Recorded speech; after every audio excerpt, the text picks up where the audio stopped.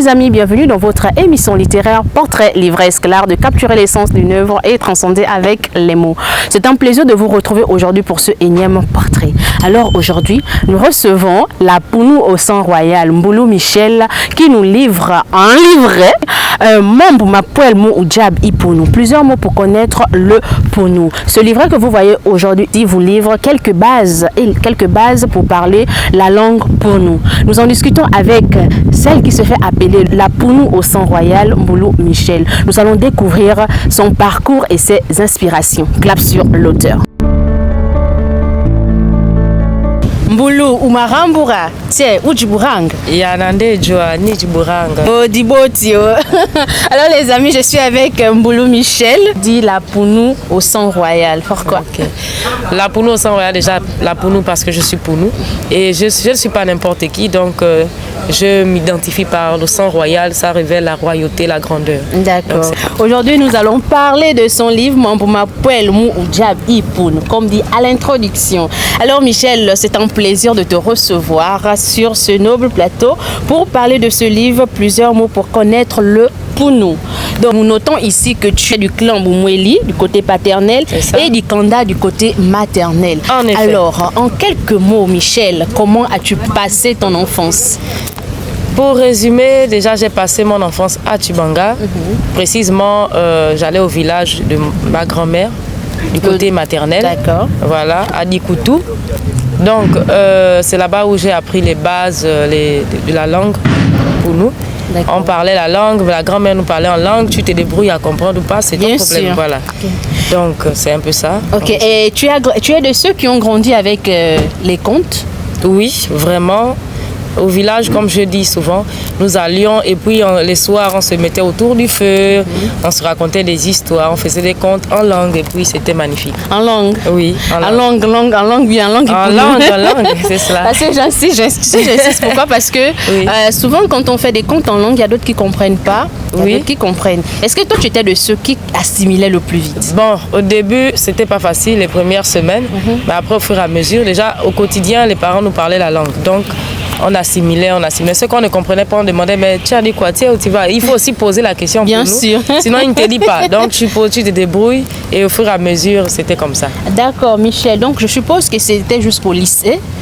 Donc, après le lycée, tu obtiens ton baccalauréat et tu viens à Libreville pour découvrir les affres et les délices de cette belle ville qui est la ville de la liberté, puisqu'elle porte mieux son nom, Libreville. Est-ce que tu as une anecdote particulière à nous partager quand tu es arrivé à Libreville, en rapport avec l'ethnie? Est-ce que tu as constaté? Bon, en rapport avec l'ethnie, déjà, quand tu es nouveau ici en ville, quand tu es surtout ici à Libreville, comme nous, on vient de la province, on nous prend pour des villageois. Voilà. Donc, on était un peu des petits groupes, on parlait un peu en Pounou, donc au milieu des autres, c'était un peu gênant. Il fallait se parler en français. C'est pas qu'on ne maîtrisait pas le français, non, mais on nous voyait comme des villageois, non, vous parlez trop la langue et tout le reste. Mais ça ne nous a pas rabaissé, ou bien on n'a pas dit non, on ne parle plus notre langue. Au contraire, on se disait non, mais c'est ce qui nous caractérise, c'est ce qui nous identifie. C'est la valorisation de la langue, notre identité après. En effet. Donc c'est comme ça qu'on a toujours gardé la langue. J'ai des frères avec qui je marche, même à l'église, partout, on parle la langue quand on est en groupe et c'est vraiment magnifique. Bien sûr, c'est normal, il faut parler vos langues. Oui. Donc, Mambo Mapuel Mou Oudjab Ipounou. Michel, est-ce que tu peux nous dire en quelques mots le déclic de ce livret? Le déclic de ce livret commence au moment où je rencontre un monsieur qui est désormais un grand frère, mon encadreur stratégique. C'est lui qui me connecte à un autre qui me dit non, il a un projet, il veut apprendre la langue pour nous avant de faire ce projet. C'est comme ça que je discute avec le monsieur. Non, je veux juste quelques mots et tout. Ok. On commence banalement et tout, on apprend quelques mots. C'est à ce moment que je me rends compte que c'est important. Et le monsieur aussi, il se rend compte qu'il a besoin d'en savoir plus sur la langue. Et puis je me dis, tiens, le monsieur, certainement, il n'est pas le seul dans ce genre de conditions. Il faut trouver une solution pour permettre aux gens d'apprendre la langue d'une manière ou d'une autre, en fait. C'est à ce moment que je commence à penser aux livres et tout ça. Ici, tu as le Mokuji. Donc, pourquoi avoir choisi ce masque pour être la couverture de ton livre? Ce masque-là, c'est un masque pour nous, voilà, qui fait référence à notre première mère pour nous, qui a engendré les 9 clans. Voilà. Et puis, désormais, dans les rites et coutumes, elle est utilisée comme... on la vénère en fait. On vénère cette mère, cette porteuse de l'humanité, des clans, de chez les Pounou. Et puis ici, ces symboles-là, qui sont au nombre de 9, représentent les grands 9 clans que nous avons chez les Pounou. Voilà. D'accord. Et tu peux nous citer 4? Bon, pour citer 4, nous avons le clan déjà Boumoueli, nous avons Dikanda, nous avons Dibamba Dikadi, nous avons aussi Djaba. Ah d'accord, merci beaucoup. Je constate que dans ce livre, il n'y a pas de source. Est-ce que toi, verbalement, tu peux nous donner tes sources? Tu t'es rapproché de qui exactement? Bon, mes sources d'abord sont personnelles parce que je parle pour nous. Je parle pour nous. Pas forcément le soutenu comme celui du village, mais je parle le Pounou, le courant, voilà. Et puis, j'ai ma maman qui vit avec moi, qui parle aussi très bien la langue. Donc, quand il y a des mots que je ne maîtrise pas, je me rapproche d'elle, ceci, cela, elle m'explique. Ou bien j'ai aussi des grands frères, j'ai des oncles. Quand je ne comprends pas, je demande. Bien sûr. Voilà. Donc, ok, donc on a les remerciements, l'introduction, les règles de base, le Gabon, les verbes, les animaux sauvages et domestiques, les oiseaux, les reptiles, les insectes, les poissons, les choses de la maison, la famille, les endroits, voilà. Ensuite, les noms, la nourriture, le corps humain, les éléments du temps, compter les chiffres, compter l'argent, autres expressions. Et nous avons la conclusion, ceci est le sommaire de ce livret. Donc, dans l'introduction, tu nous parles d'un petit dictionnaire. Est-ce que c'est réellement un dictionnaire? Parce que le plus souvent, quand on parle de dictionnaire, on est censé retrouver ne fût-ce que quelques voyelles, quelques consonnes.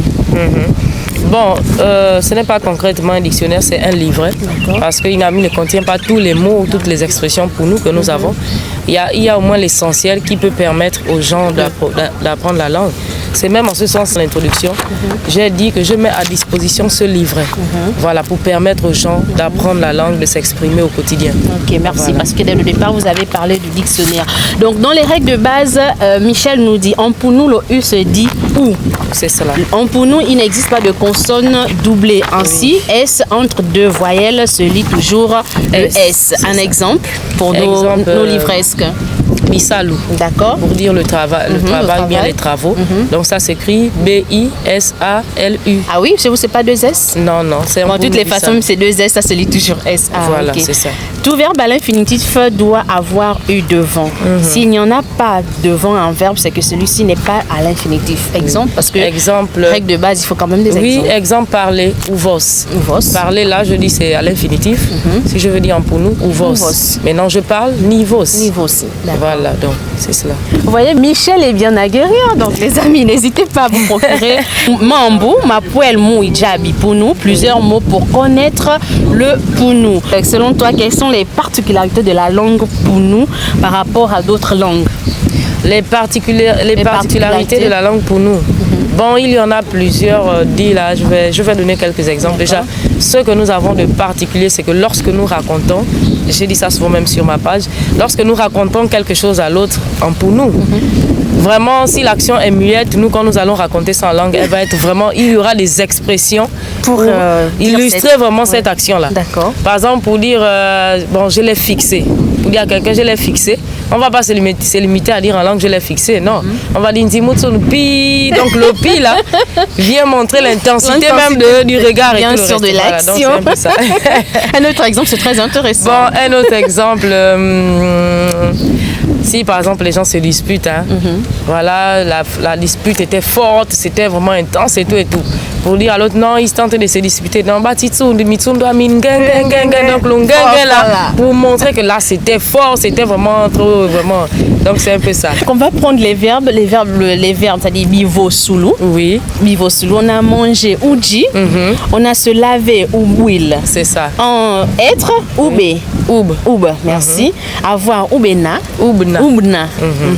Copier à ça. Ou lil. Donc le GH c'est li rou. D'accord. Gronder. Le verbe gronder ou nyangil. Parler. Ou vos. Boire. Ou nous. Chanter. Ou wimbi.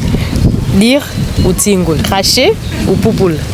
Gagner ou deal. Voilà les amis, c'était juste un test pour voir à quel point Michel maîtrise son livre. On va prendre la page 22. Et là, c'est la partie des animaux domestiques et sauvages, mais la page 22. Oui. On a le mouton tab. Tab. Voilà. Un exemple de phrase avec tab. Pour dire tab et Djipo est là. Le cabri mange beaucoup. Ouais, j'ai compris. Merci Michel. Voilà les amis, c'est Michel, Mboulou Michel qui vous parle de Mambouma Pouelmou ou Djab Ipounou. Comme elle vient de vous montrer, elle maîtrise la langue. Plusieurs mots pour connaître le Pounou qui est disponible au numéro qui s'affiche sur le bas de vos écrans. Il est au prix de 10 000 francs. Alors n'hésitez pas, le livret, il est disponible au Gabon. C'est un livret qui contient des éléments basiques pour débuter à parler le Pounou, qui est une langue vernaculaire de G5, qu'on retrouve aussi dans le G4, dans l'Angounié, parce qu'il y a aussi les Pounous de la Ngounié. Donc n'hésitez pas les amis à vous procurer cet ouvrage. Michel, tu es une mère de famille, tu as tes enfants aujourd'hui. Comment ça se passe cette transmission au quotidien?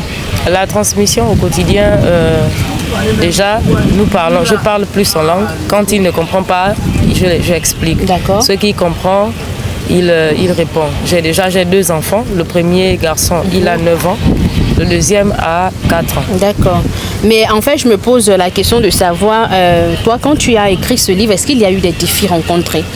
Bien sûr, bien sûr. Déjà, il y a eu des défis rencontrés. Déjà, il y avait la peur de ne pas mettre quelque chose d'intéressant. Et puis, je n'avais pas assez de temps. Et puis, il fallait aussi des sous pour financer l'infographe et tout le reste. Voilà, tous ceux qui ont conçu cela. Donc, ce n'était pas facile. Je faisais ces saisies surtout la nuit. La journée, je vais à mes occupations parce que j'ai d'autres activités. Le soir, quand je suis au calme, je prends maintenant le temps de me poser, d'écrire, de réfléchir et tout. Voilà, donc c'était un peu ça. D'accord. Et au quotidien, est-ce que tu as eu des retours positifs? Tu as des témoignages particuliers? Oui, déjà, je commence avec le monsieur à qui j'ai commencé à donner cours. Vraiment, Alors, tu donnes des cours? Je donne des cours en ligne. Et si aujourd'hui quelqu'un tombe sur ta vidéo, s'il veut te joindre? S'il veut me joindre, il contacte le 077 25 92 09. Et puis, nous donnons comment ça se passe. Nous faisons les cours en ligne de 3 fois par semaine. Que la personne soit ici, à Libreville, à l'extérieur du pays, même à l'étranger. Je fais cours avec 2 personnes qui sont en France. Ça se passe très bien. Nous organisons nos emplois du temps. D'accord. Voilà. Donc, les amis, vous voyez, Michel a beaucoup de ressources. Elle donne des cours en langue pour nous. Donc, pour vous qui souhaitez parler ou encore renouer avec cette merveilleuse langue, n'hésitez pas à joindre Michel sur le numéro mentionné. Donc, ce sera pour vous un privilège d'échanger avec elle parce qu'elle est très passionnante. Elle en a beaucoup à partager, bien sûr. Je voulais ajouter quelque chose, en fait. Faire les cours ne suffit pas. Il faudra préciser cela. Déjà, comme toutes les langues, il faut parler au quotidien. Il faut pratiquer. Donc, c'est pas seulement se limiter à apprendre depuis on est là. Il faut chercher maintenant à s'entourer des personnes qui parlent la langue. Et puis, moi, j'ai un groupe WhatsApp dans lequel nous discutons, nous dialoguons, on se dit au moins bonjour, nous parlons. Ça permet aux gens de garder l'esprit de la langue. Bien sûr. Voilà. Et puis, les cours peuvent s'étendre soit 1 mois, 3 mois. En fonction de c'est surtout la volonté de la personne à apprendre la langue. C'est surtout la volonté. D'accord. Tout dépend de la personne. On constate aujourd'hui que des gens ne parlent plus ou pas. Bon, il y a d'autres qui ne parlent plus et d'autres qui ne parlent même pas un peu, qui n'entendent même pas. Est-ce que tu es de ceux qui pensent qu'il faut repartir au village pour parler la langue? Premièrement, il y a des gens qui n'ont pas la possibilité, il faut se le dire. Peut-être il y a des gens qui sont à l'étranger pour le travail, pour les cours et tout le reste. Donc, c'est pas évident qu'ils quittent de là-bas pour arriver ici. Mais je crois que s'il y a une possibilité d'aller au village, faire même 1-2 mois, apprendre, je pense que ce sera bien. D'accord. Dans le cas contraire, chercher à discuter avec des personnes qui ont au moins les bases, s'approprier cela. Beaucoup suivent les activités qui sont en rapport avec sa langue, ça va beaucoup aider aussi. Un autre exercice pour toi, compter l'argent. Outalmbo. 25 francs. De l'Iran. 50. Dioum Didol. 75. Dioum Didol na de l'Iran. 100. Maouma Beji. 125. Maouma Bejina de l'Iran. 150. Maouma Tatou. Bien Maouma Rio. D'accord. 175. Maouma Tatna de l'Iran. 200. Donc, 200 Maouman. 225. Maoumana de l'Iran. C'est super, elle maîtrise. 5500. Tosindoli Nakamdol. Donc, on va compter jusqu'à 20. Oui. Jusqu'à 20 pour nos enfants. Oui, déjà 0 pour Vung. Non, mais tu ne l'as pas mis dans le livre. On va se passer avec elle. 1. Imo aussi. 2. Bibeji. 3. Bitatu ou bien Biriro. 4. Bin. 5. Birano. 6. Isiamunu ou bien Bisiamunu. C'est la même chose. 7. Isamboali. 8. Inan. 9. Ifu. 10. Diumi. 11. Diumi na Imo aussi. 12. Diumi na Bibeji. 13. Diumi na Bitatu ou bien na Biriro. 14. Diumi na Bin. 15. Diumi na Irano. 16. Diumi na Isiamunu. 17. Diumi na Isamboali. 18. Diumi na Inana. 19. Diumi na Ifu. Pardon. Diumi na Ifu. 20. Mauma Beji. Donc, il faudra préciser quelque chose sur les chiffres, sur compter les chiffres et compter l'argent. Les expressions en Nipunu concernant les chiffres et les nombres sont différentes.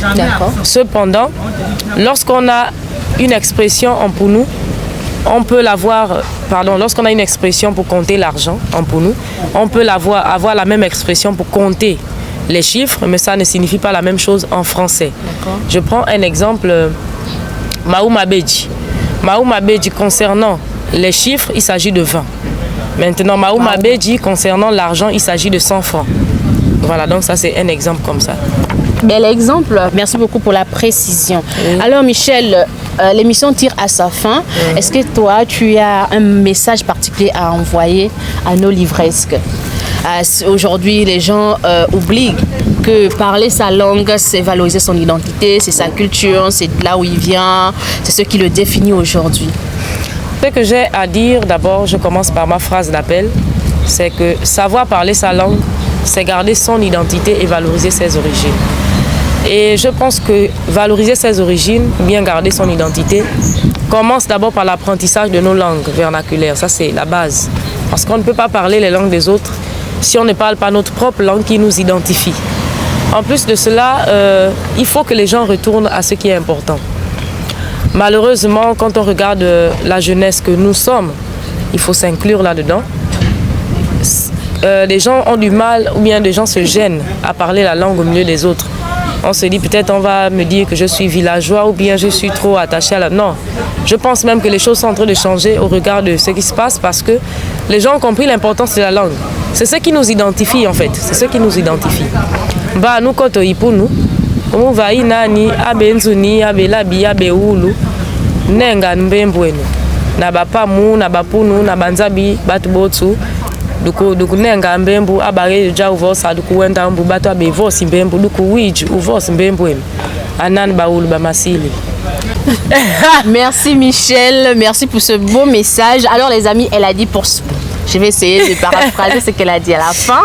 Donc parlez vos langues. Oui.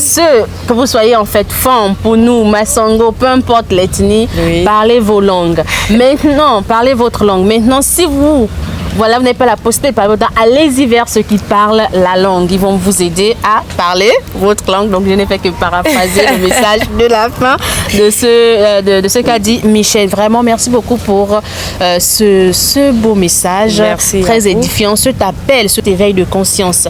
Alors, nous sommes arrivés au terme de cet échange. Ton mot de la fin, quelque chose de spécial à ajouter?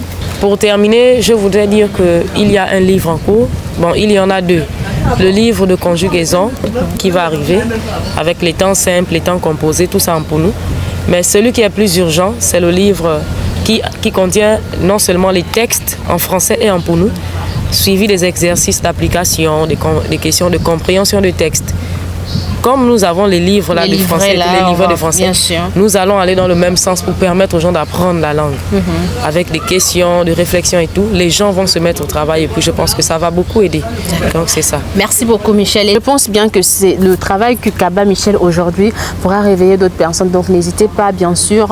Si vous avez des projets similaires, lancez-vous. C'est important. Même le BABA donné à nos enfants, on en a besoin aujourd'hui. Vous n'avez pas la possibilité de renouer avec vos racines, c'est-à-dire aller dans aller rencontrer les vieillards au village, nos ancêtres, pour parler la langue. Ce n'est pas bien grave. Aujourd'hui, avec le numérique, tout est possible. Toi qui es à l'étranger, tu peux parler ta langue. Michel donne des cours, pourquoi hésiter? Alors, pas besoin.